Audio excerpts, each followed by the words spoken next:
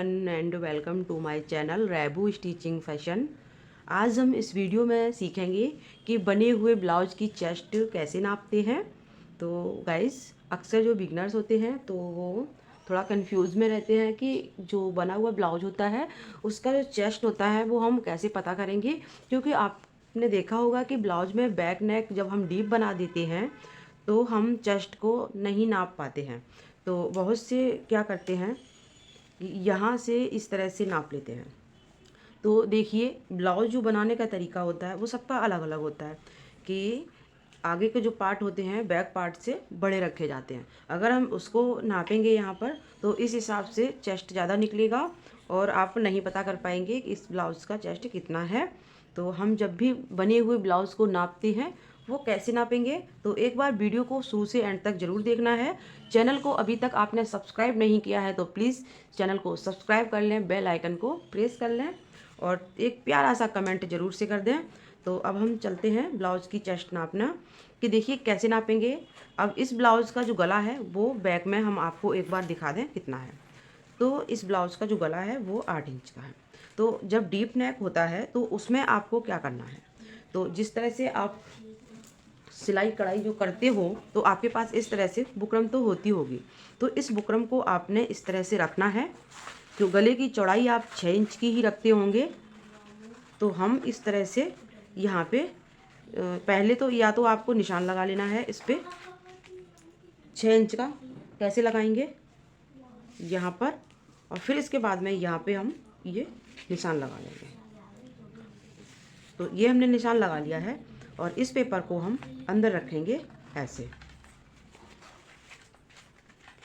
तो ये जो लाइन है हम इस लाइन से मिलाएंगे, यहाँ पर इस तरह से मिलाएंगे और यहाँ पे हम लगा देंगे पिन। तो इस तरह से पिन लगाएंगे। तो देखिए गाइस, ये जो तरीका है, ये जो लॉन्ग जब बनाते हैं बैक में गला बड़ा बनाते हैं तो ही हम इस तरह से रखें और नापें। देखिए, परफेक्ट जो हम नाप होता है वो हम इसी तरह से ले पाएंगे। तो ये हमने इस तरह से बुकरम रख दिया है। तो अब हम देखिए कैसे नापेंगे। तो ब्लाउज को हम पहले इस तरह से रखते हैं। तो यहाँ पर हम इस तरह से इंची टेप को लेंगे और यहाँ पर, तो ये आ रहा है यहाँ पे 10 इंच का, और यहीं से हम ब्लाउज़ को इस तरह से रखेंगे। ठीक है, तो यहाँ पे 10 इंच का आ रहा था तो ब्लाउज़ को पहले हम अच्छे से रख लेते हैं। ये हमने रख लिया है ब्लाउज़, और अब यहाँ से हम 10 इंच को इंची टेप को रखेंगे, इस तरह से नापेंगे। तो यहाँ पे अगर हमारा डीप नेक होता तो हम उसको इसी तरह से नापते। तो आपको जब आपको डीप नेक ब्लाउज वाले की अगर चेस्ट नापनी है तो आपको इस तरह से बुकरम लगा लेनी है और पिन लगा लेना है। फिर उसके बाद में आपको ऐसे नापना है। तो ये हो रहा है यहाँ पे 28.5 इंच और 28.5 इंच यहाँ पे हो रहा है। और फिर हम ब्लाउज को इस तरह से रखेंगे।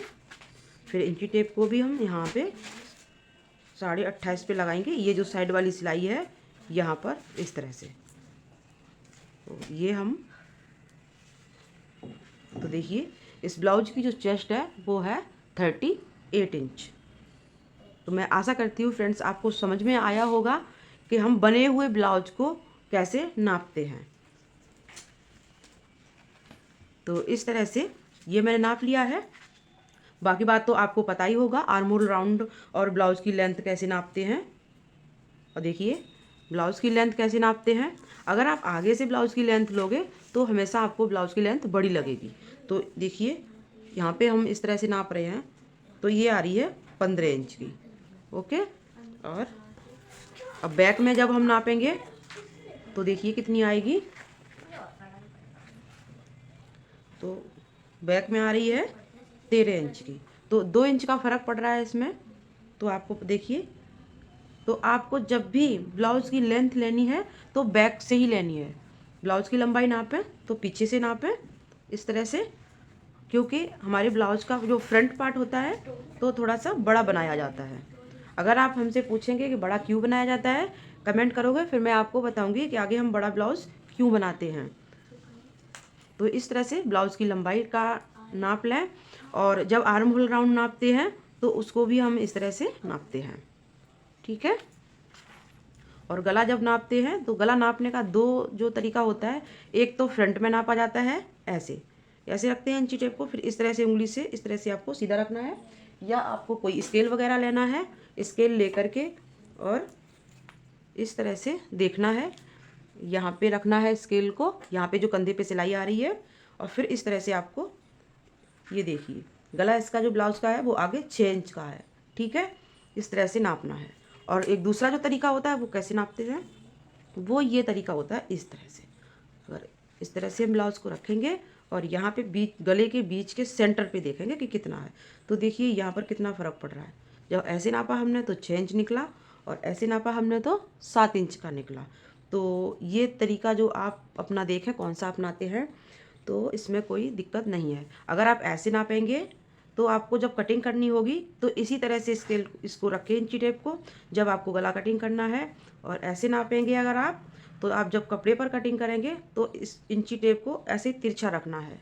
तो आप देखिए फ्रेंड्स, इस तरह से आप इन चीज़ों का ध्यान रखें कि मैं क्या बताना चाह रही हूँ आपको, बस इसमें यही है। और कमर जब आप नापेंगे तो आप कैसे नापेंगे, तो इस तरह से ना नापें। जो फिक्स नाप होता है कमर का वो कैसे नापते हैं तो वो भी देख लीजिएगा। तो ये जो पट्टी होती है, ये पट्टी आपको छोड़ देनी है, क्योंकि हमारा हुक यहाँ पे आता है इस तरह से। तो इसको हम इतना छोड़ के नापेंगे कमर को। तो हम इंची टेप को ऐसे रखेंगे पहले, और फिर इस तरह से राउंड में लेके जाएंगे। अगर आप इस तरह से कमर नापोगे तो कभी भी आपके ब्लाउज़ की जो सिलाई करेंगे तो कमर टाइट या लूज़ नहीं होगी। तो कमर देखिए इनकी 32 इंच की है यहाँ पे, ठीक है। इस तरह से ब्लाउज़ की कमर नाप है आप। तो वीडियो कैसी लगी है फ्रेंड्स, आप हमें कमेंट करके बताना। चैनल को अगर आपने अभी तक सब्सक्राइब नहीं किया है तो प्लीज़ चैनल को सब्सक्राइब कर लें, बेल आइकन को प्रेस कर लें, वीडियो का नोटिफिकेशन आपको मिल जाएगा। तो मिलते हैं आपसे अब नेक्स्ट वीडियो में। Thank you friends.